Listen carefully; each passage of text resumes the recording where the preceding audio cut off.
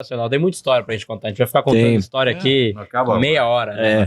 Tem muita coisa pra comentar. Mas acho que pra gente ir pra nossa reta final, até pra você poder fazer, eu queria, assim, se você pudesse contar rapidamente duas coisas, que o chat, uma delas o chat tá pedindo muito, e a outra é que você falou um nome que me lembrou. Teve a história do Renato Gaúcho, da camisa e tal, e muita gente não lembra direito como é que foi a história, que a federação tinha um jeito de reforçar clubes naquela época. Exatamente. Os clubes grandes ela proporcionou e ela pagava a conta. Isso. Então foi pro Corinthians o Marcelinho, e cada time tinha um que o time escolhia e o Pará bancava. Isso. E eu fiquei quieto na reunião, não falei nada. Ele falou, por que você não pede? Vocês não pedem nada para a federação. Eu falei, olha, calma, nem pensamos no assunto. Eu não tenho na cabeça um jogador que eu possa trazer. Então. Tem que ser um marqueteiro, porque também tem que privilegiar a federação. Ele não estava errado. A federação tem que tirar algum proveito disso. Eu quero que o campeonato tenha... Né? Por que não pega o Renato? Olha, a gente não contrataria o Renato, não. Tô livre, espontânea vontade. Para atender um pedido, ele é bom jogador? Sem dúvida. É um cara que ainda, apesar de que ele tinha já umas contusõezinhas e tal, mas ele era muito bom jogador. Nós até atenderíamos, desde que ele com o Tele já teve desgaste. Vocês lembram disso? Lembro, na Copa. Então, eu posso conversar com o Tele, se ele estiver disposto, a gente admite o Renato. Senão vamos procurar outro que tenha prestígio, né? Mas vamos concentrar nele. Tá bom, Fará. Você acerta com ele? Ele vem aqui e se apresenta só. Eu não vou discutir um centavo com o Renato. Ele chama o procurador. Não, isso é comigo. Tá bom. Aí se montou um círculo. Eu nem sabia, o marketing nosso. De repente montou lá no Salão Nobre. Vamos apresentar o Renato. Falei, gente, vocês não sabem bem quem é. Você, não, mas nós temos cada oportunidade de mostrar. Mostraram. Aí fui eu lá, o Marmita foi receber o Renato. Ainda que a contragosto, eu não sabia bem o que eu estava lidando. É uma boa expressão. Lembra do Jô Soares, falava do Marmita? Marmita vai lá. Os outros quero ir. O Marmita foi. Aí chegou lá na hora, o Renato passou primeiro na sala da presidência, que orgulhoso de estar aqui. Eu falei, bom, Renato, você sabe que aqui o São Paulo é um pouco diferente dos clubes que você tem jogado. Você tem o Tele, não, mas o Tele a gente contorna, porque eu tive um momento, um arroubo. Ele chutou uma bola no Tele, que se pega no Tele, ele tinha morrido muito antes. Foi lá em Juiz de Fora, no banco. A bola pegou e bateu no banco, foi parar no meio do campo, vocês imaginam. Bom, então ficou... Falei, não, Renato, tem que prestar bem atenção nisso, senão a gente escolhe outro. Não, pode deixar. Aí fomos pro Salão Nobre. Aí aquele vai, não vai, pegar a camisa, eu botei a camisa no peito dele. Assim, é uma vergonha danada. Mas botei a camisa, tira a camisa, ele não quis vestir a camisa. Na hora também estava de terno e paletó. Aí eu falei, tudo bem, fizeram aquele oba-oba danado, né? Bom, dia seguinte cedo era para ele se apresentar, porque ele já tinha acertado tudo. Se apresentou no Fluminense.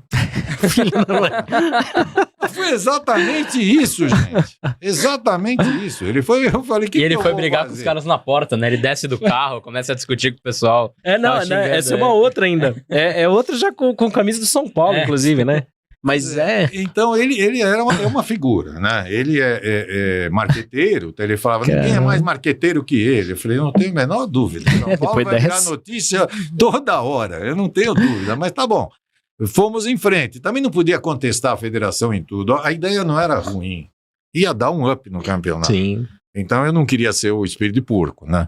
Aí eu falei, olha, eu tenho uma outra opção que me ocorreu depois, que era o Carlos Miguel, que era um jogador que, cara, não era um marqueteiro do Renato, mas era um jogador de muito boa qualificação.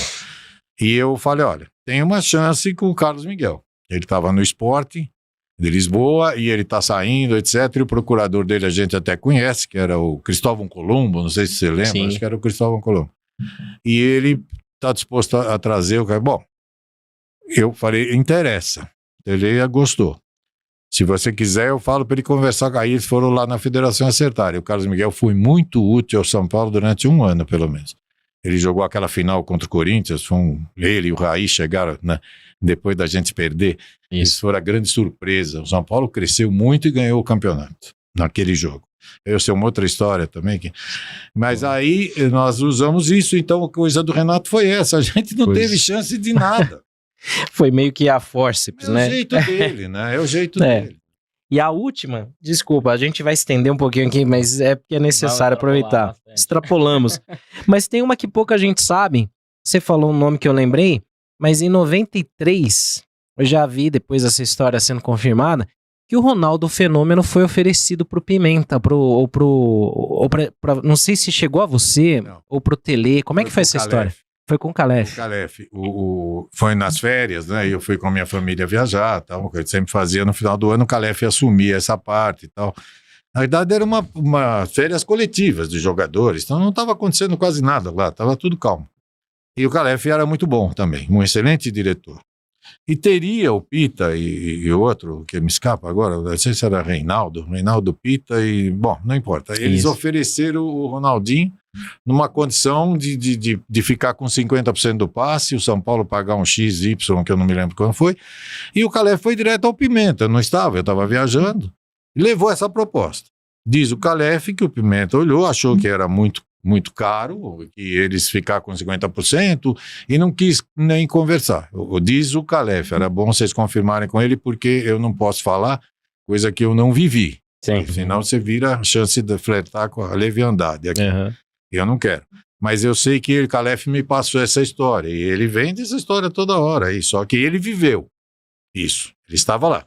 Eu não soube disso. Eu fui saber bem depois dessa história e nunca tentei confirmar com o Pita nem nada. Passou, não deu. Não era barato, mas talvez valesse a pena, né? Então essa é uma história que eu não tenho como bater o martelo como foi isso, não foi isso.